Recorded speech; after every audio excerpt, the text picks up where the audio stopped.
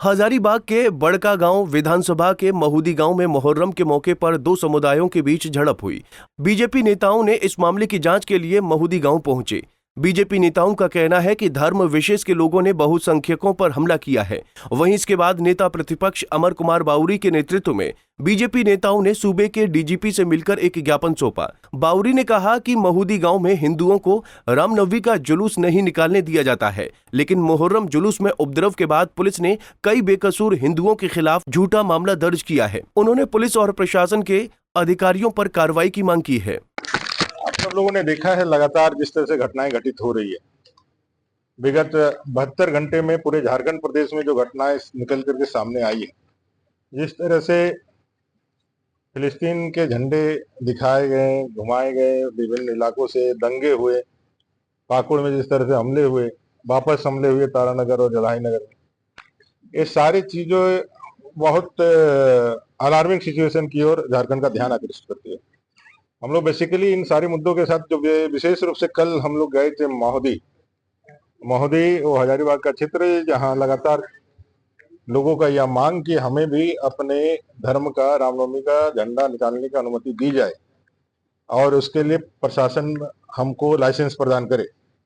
2019 में ऐसा निर्णय उपायुक्त की अध्यक्षता में दोनों पक्षों के साथ बात करने के बाद हुआ था, लेकिन वह तामील नहीं होने के कारण, उसके लागू नहीं होने के कारण इस बार झंडा पार तो हो गया, लेकिन जब वापसी करने के लिए आए तो प्रशासन ने उसका दबाव दे करके उसको रुकवा दिया और उस पर लाठीचार्ज करके झूठे मुकदमे भी किए। और अभी जब शांतिपूर्ण तरीके से लोग वहां धरना दे रहे थे तो पुलिस ने अत्याचार करके उनको हटाया, केस किया, मारा।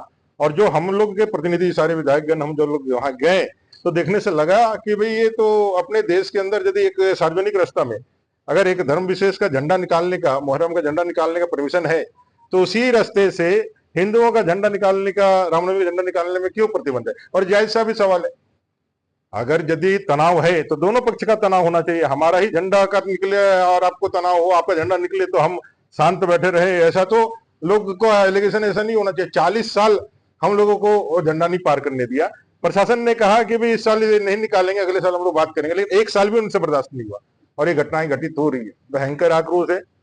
चाहे वो पूजा यज्ञ करने के लिए कलश यात्रा निकालने वाली छोटी छोटी बच्चियां जब उनके मोहल्ले से पार हुई तो उनके झंडे को नीचे झुकाया गया, बद्दी बद्दी अभद्र गालियां दी गई, उनको मारने पीटने के लिए आगे आए, नारे लगाना बंद करवा दिया गया। इतना माने दोहन और शोषण किस बात के लिए? स्वतंत्र देश के नागरिक है, भारत के नागरिक है।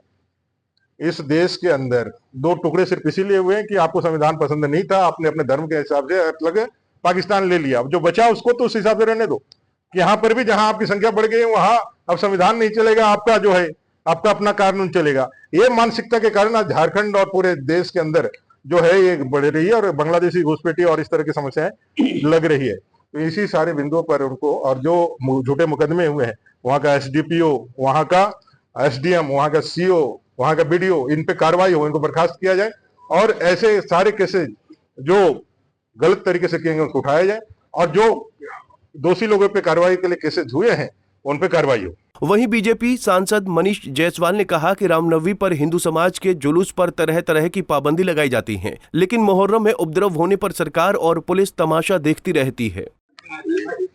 देखिए, इसके इतिहास को पहले जाकर के देखना पड़ेगा। ये पीछे रामनवमी के समय में एक यज्ञ, कलश यात्रा यज्ञ का जा रहा था।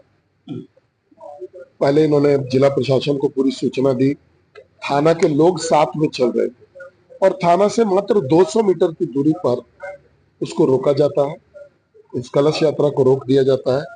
कलश यात्रा को रोकने के बाद में जो है बोला जाता है कि तुम डीजे बंद करो, जो बाजा बज रहा है उसको बंद करो, जितना झंडा है उसको झुकाओ और बिन श्री राम का नारा बंद करो। उसके बाद जो है वो जाओ। वहां के जो पुलिस के लोग थे उन लोगों ने तत्परता के साथ इसका अनुपालन करवाया। अब देखिए, छोटी छोटी बच्चियां रहती हैं, महिलाएं रहती है, 5000 से कम की संख्या नहीं होगी। ये गुजर रहा था, उस पर ऐसा घटना हुआ, सीओ ने केस किया। चौथे महीने में आज तक कोई कार्रवाई नहीं हुई। 18 तारीख को, 18 मई को एक घटना घटा। एक पॉलिटिकल जुलूस पर कुछ एक समुदाय विशेष के लोगों ने आक्रमण कर दिया। उन केस होता है, कोई कार्रवाई नहीं।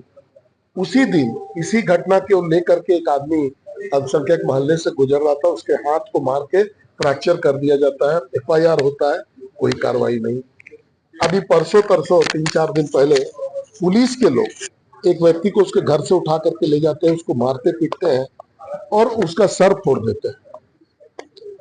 आवेदन दिया जाता है, कोई कार्रवाई नहीं, मतलब उस पर FIR तक रजिस्टर नहीं होता है। किसी भी तरह का उपद्रव करने वाले असामाजिक तत्व के खिलाफ सख्त कार्रवाई करनी चाहिए और पुलिस को निष्पक्षता से दोषियों के खिलाफ एक्शन लेना चाहिए। पंजाब केसरी टीवी के लिए रांची से आशुतोष सिन्हा की रिपोर्ट। हमसे जुड़े रहने के लिए हमारे YouTube चैनल को सब्सक्राइब करें और नई वीडियो की नोटिफिकेशन के लिए बेल आइकॉन को दबाएं।